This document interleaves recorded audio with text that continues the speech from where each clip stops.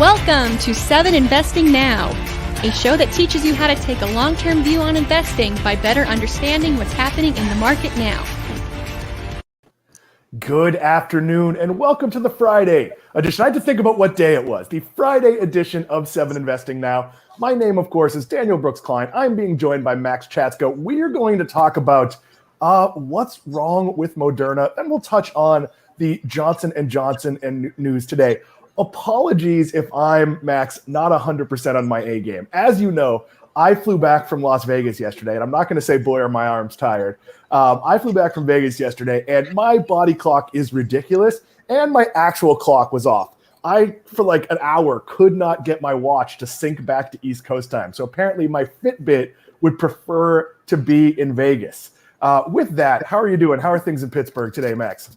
Oh, I'm doing well. No crazy flights for me. I went to Maine recently, earlier this month, and my flights were all delayed. Did you have any delays this time, or no? Are you good? I had like a 20-minute delay, and then it just didn't happen. So that really could have screwed up with some people. Like in the app, it said we were leaving like 20 minutes later, which didn't matter. I had about a 65-minute stopover, but then it just boarded and took off at the right time. So I feel like there's some guy who went out for a cigarette that came back and like the plane had left.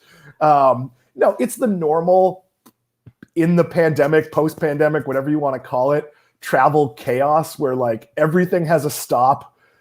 It's just that much harder to do anything. There's always like one person on the plane that doesn't know how a mask works, and the flight attendant has to like endlessly say something.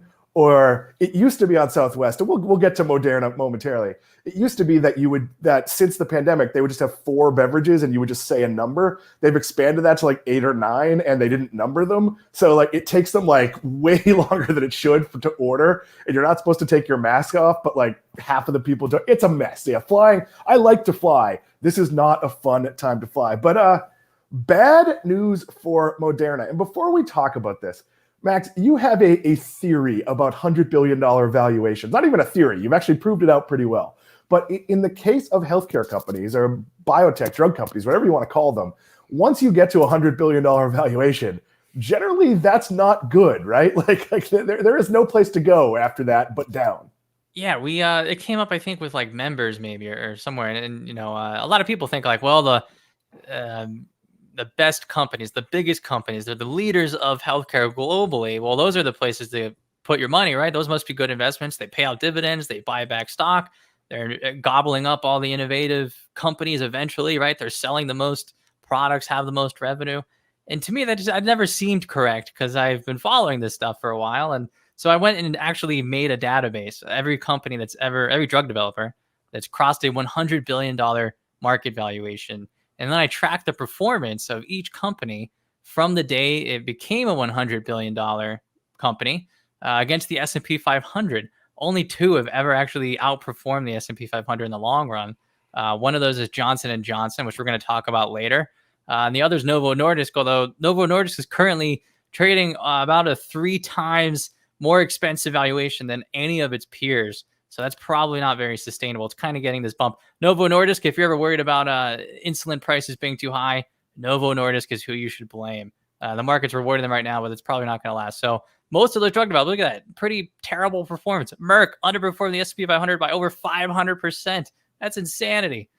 So once a company gets higher, this high of a market valuation, a drug developer, that is very difficult to beat the S&P 500. And it comes down to revenue replacement cycles. So, you know, at some point you get to a very big valuation because you have one of the best selling drugs or many of the best selling drugs. Eventually they lose, you know, patent protection. They lose market exclusivity. And then new products that you introduce are just replacing the revenue you lost from those old products. So very difficult to grow beyond a certain level. There is like a ceiling on how big drug developers can get. It's weirdly a lot like the movie business, aside from Disney, where like if you have an unexpected hit, that's great. But like you look at like next year and you're like, oh crud, I'm not going to have that level of hit again. So we've talked about this in my space, in the retail space, where I've basically said that in theory, you could own a retailer, or I'll give Starbucks as an example. There is a point where Starbucks will have built a location, every place it could possibly be, and they've iterated in every way possible in grocery and in premium. And for them to grow, they'd have to launch something else. And the ability for Starbucks to launch like the Starbucks of pizza and have it be like scale is almost impossible. So at some point, in theory, it's never happened, but in some point, like in a retail investment or a restaurant investment, you might get to the idea that you're not going to be able to grow anymore.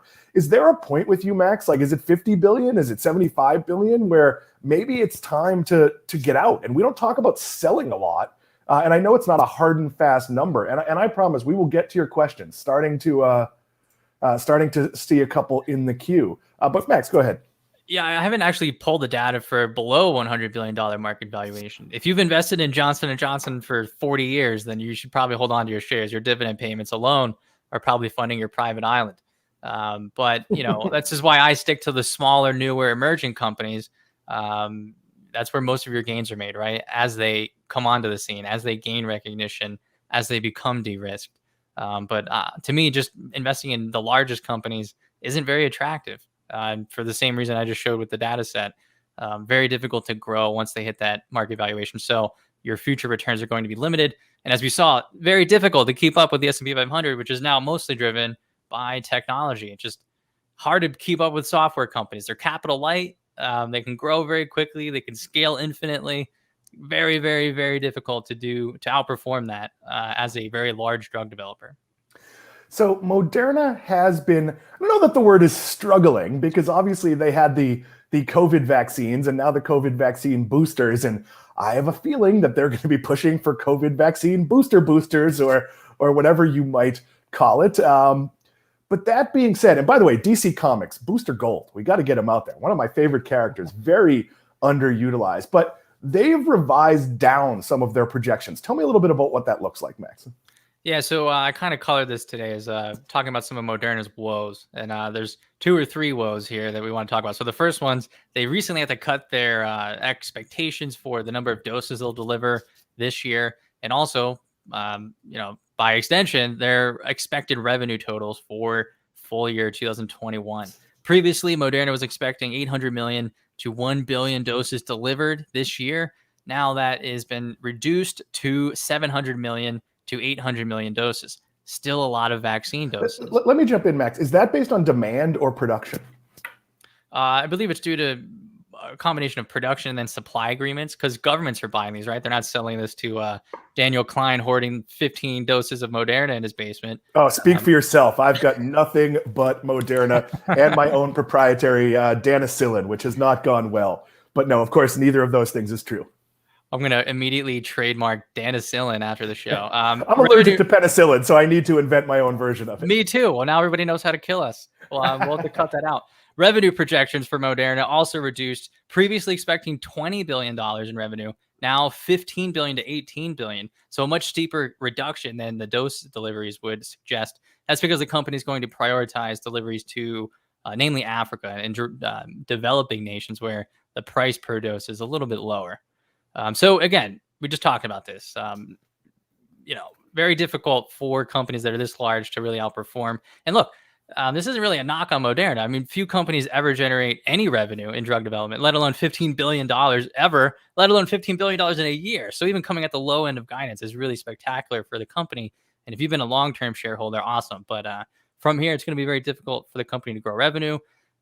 COVID vaccine business is going to decline probably rapidly, probably sooner than people expect. So 3-4 years from now, it's going to have a lot of cash, maybe not a lot of revenue. And then it has to spread its, bets and hope that the pipeline starts to actually deliver.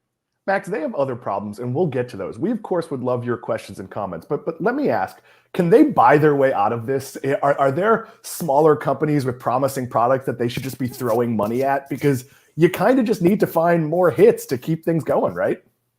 Yeah, they're going to be doing that. And they've started to form some new partnerships and collaborations with some smaller companies. For example, Moderna is really interested in looking at gene editing or next generation gene editing. So they recently formed a partnership with a company called Metagenomi.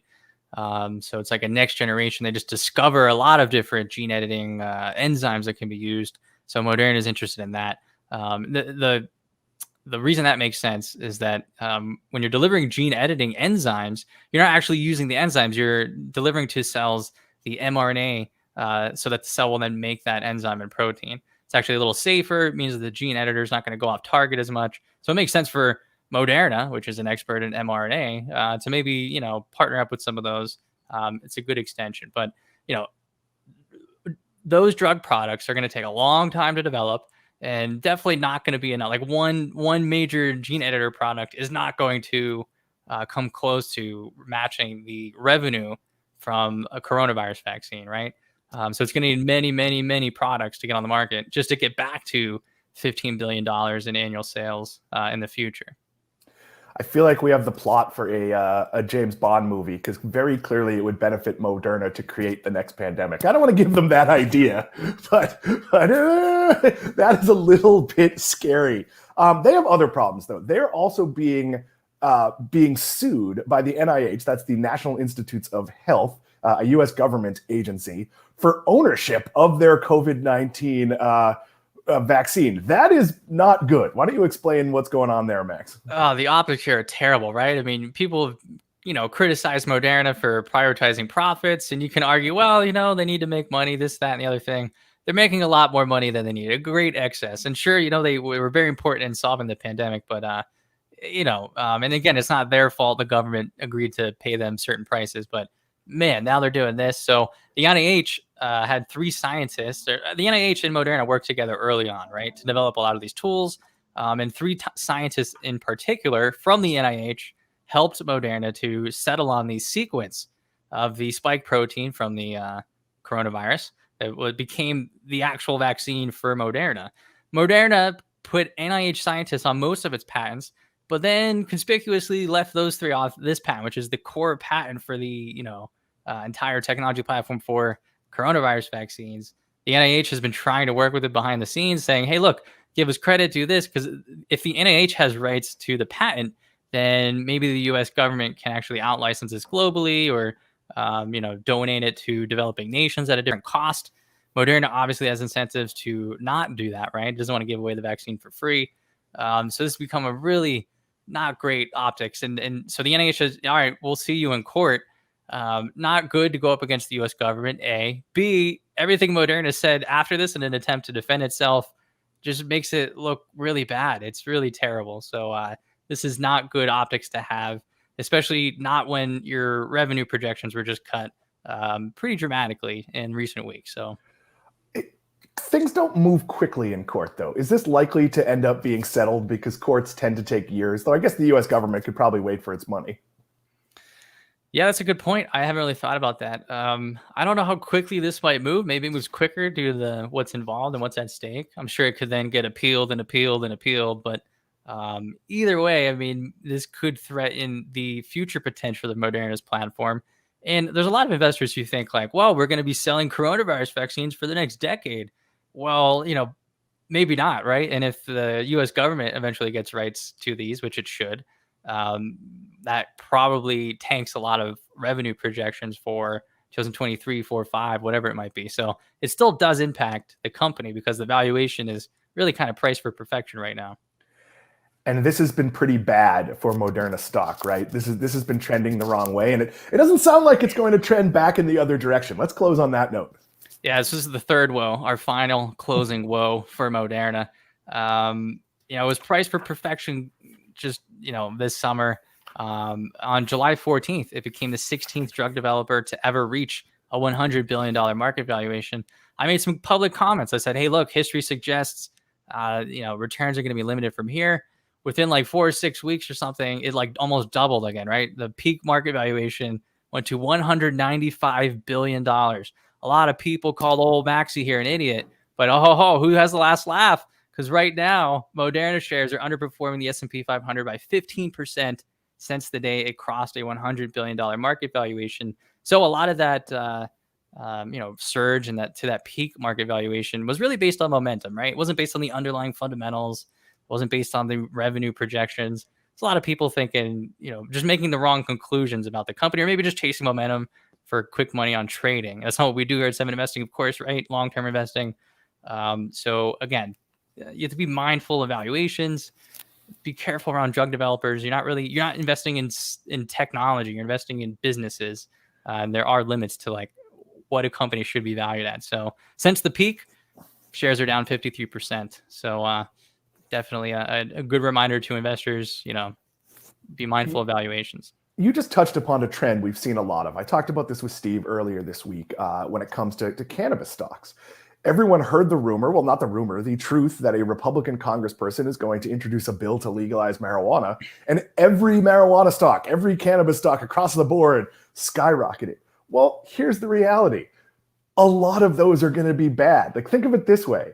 If the NBA is going to sign a much bigger, higher value television contract, don't just go out and invest in every person with a basketball. You have to pick the best ones. And that is kind of how it works. And obviously with drug companies, you want to be on the ride up.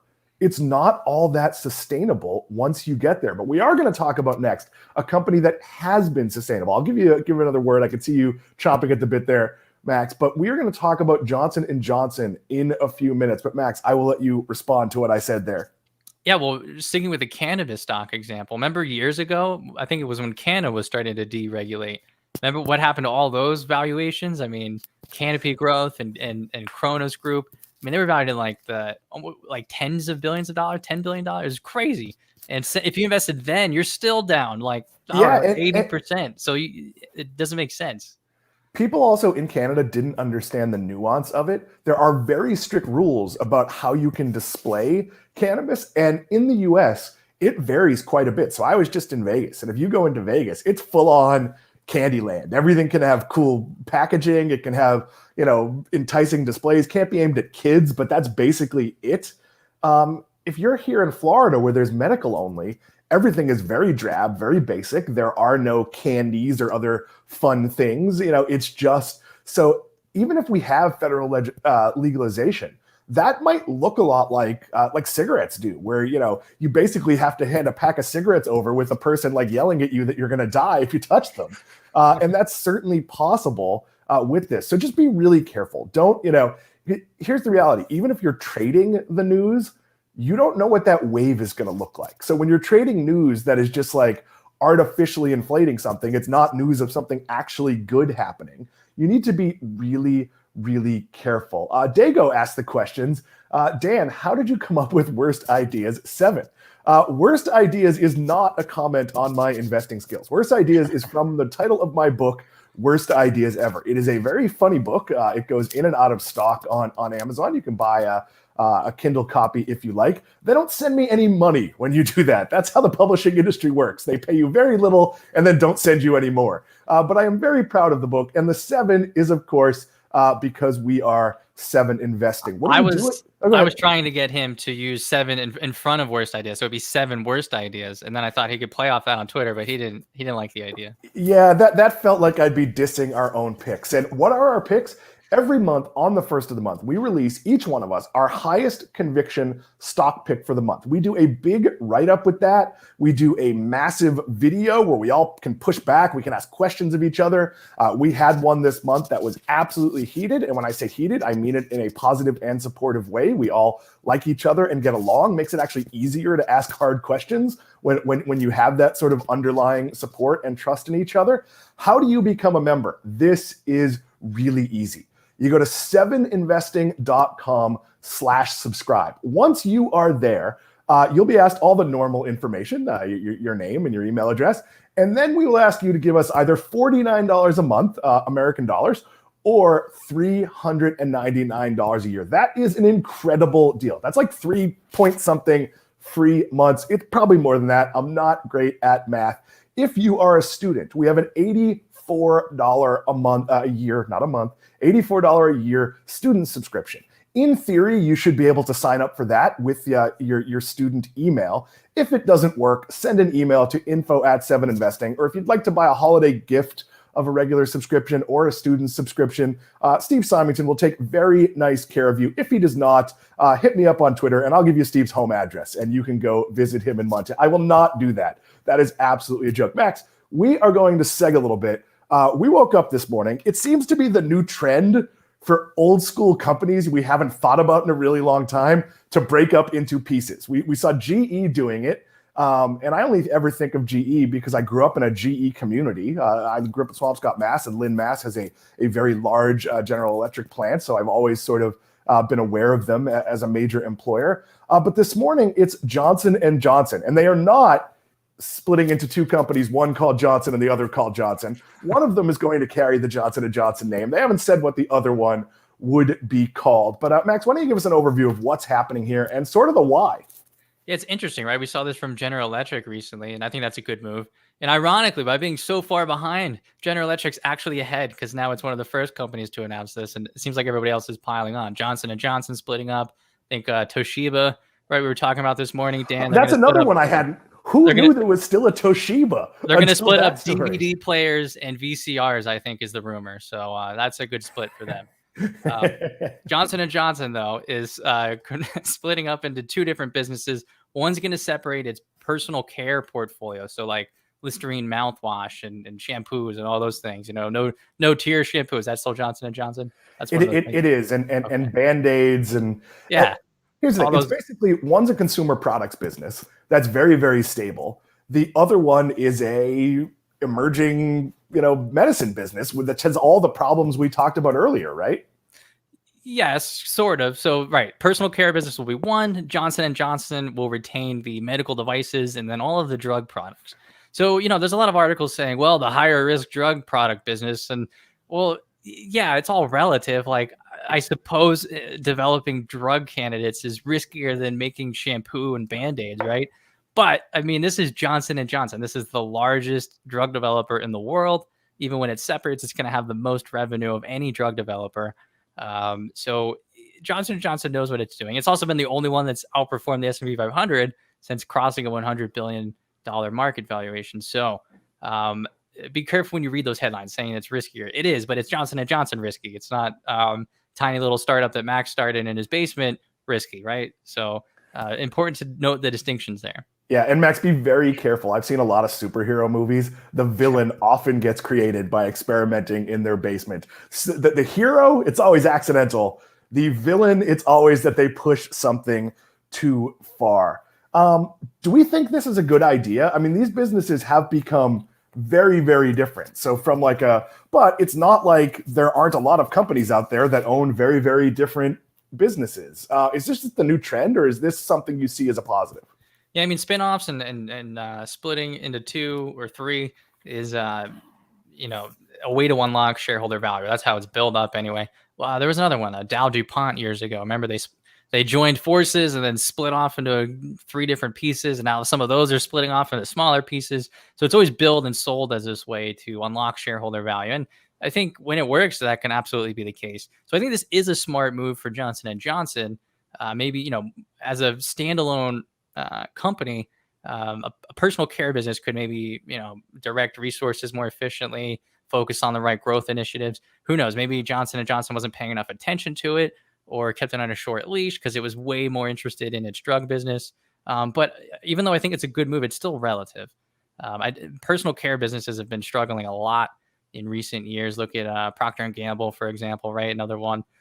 So I think the road ahead is still pretty tough. I mean, even Johnson & Johnson's personal care business and portfolio has had pretty limited revenue growth since 2000, so almost 2 decades. And since 2010, it almost hasn't grown revenue at all. All of the growth is really in the pharmaceutical business. And that's true. Actually, the medical device business isn't really even growing that much either. I guess from a regulatory standpoint, it kind of makes sense to keep those two together, which is what the company's doing. But I would even argue Johnson & Johnson should consider splitting into 3 companies. So it should have personal care products as one, medical devices as one, and then drug products should probably be its own company. I think that would be the best way to unlock shareholder value, but not currently what they're doing. We've seen a lot of these split up deals get undone. Viacom CBS comes to mind, where you split it off and then you realize, wait, there was some benefit in owning these things. Is this a case, Max, where the personal care business maybe just becomes a steady business, maybe that pays a dividend, and you find some other way to sort of make it valuable? Because I agree, they're not all of a sudden going to come out with a fabulous new, even less tier shampoo. There's just only so much growth possible in this space. Yeah, that's true. And another reason, actually, I didn't see any articles so far mention this, but Johnson & Johnson was fined and actually had to pay $2.1 billion. They're appealing that and fighting that. But over their talc powders, like their baby powders, including asbestos for many, many years. So in a way, separating that business kind of silos off that legal and regulatory risk. No one's really mentioning that. So it's a low risk personal care brand, but it also has a $2+ billion legal liability coming due in the next couple of years. So probably is forcing Johnson & Johnson's hands, or is at least factored into the calculus, I'm pretty sure. How does that happen? How are you sitting around making baby powder and you're like, what would go great in this? Poison. Let's add a little poison. Babies are notorious for never putting their feet in their mouth or putting hands in, and that like this just seems to me like they should pay $2 billion, because how could that possibly happen? Yeah, I would agree. They should definitely pay that. It maybe should be more, right? But we're not deciding that. We're not the jury. It has to do with mining and processing facilities. Asbestos is a naturally occurring mineral, and it just is naturally kind of close to where talc deposits are. So they just, for whatever reason, weren't keeping a good eye on that. Or I think they knew it was in their products. They just kind of didn't mention it. And now the bill comes due. Max, it has been a whirlwind of a Friday. The week is nearly over. We are going to head out. Is it a darts weekend? Is it a disc golf weekend? What is happening in the Chatsko household this weekend? It's a writing and preparation weekend. We're stuck in earnings season. I've had a lot of crazy updates. I had 11 of my 15 recommendations report this week. Still working through all that, data readouts, all kinds of things. Not a whole lot of earnings technically, right, for early stage drug developers, but I'll be knee deep in those things. I haven't played darts in forever. I think I'm terrible now. I should just quit and forever retire from darts. Disc golf, if I can, I will try to get out there. Or just get really good at organizing darts. I think I've mentioned this. My grandmother, my deceased grandmother, is in the Candlepin Bowling Hall of Fame, and she was not a particularly good candlepin bowler, but she organized leagues for like 70 years. So if you start now and live to be over 100, you can catch up to my grandmother. We are getting into the punch drunk portion of the program. So with that, if you would like to get in touch with us, that is info@7investing.com. If you would like to talk to us on Twitter, and why wouldn't you want to talk to us on Twitter? We are delightful. We are enjoyable to talk to. We are @7investing. That is the number 7. If you go to @7investing, hit us up if you would like to join our Discord channel. I'm not sure what you have to do to get an invite to that, but if you message us @7investing, we can let you in. If you are a member, of course, ask us, because there is a members only channel there. It does not require the 80s jacket. It requires that you be a 7 Investing member. Thank you to JT Street. Thank you to Samantha Bailey. I will be back with Simon Erickson on Monday. Until then, enjoy the weekend. Bye.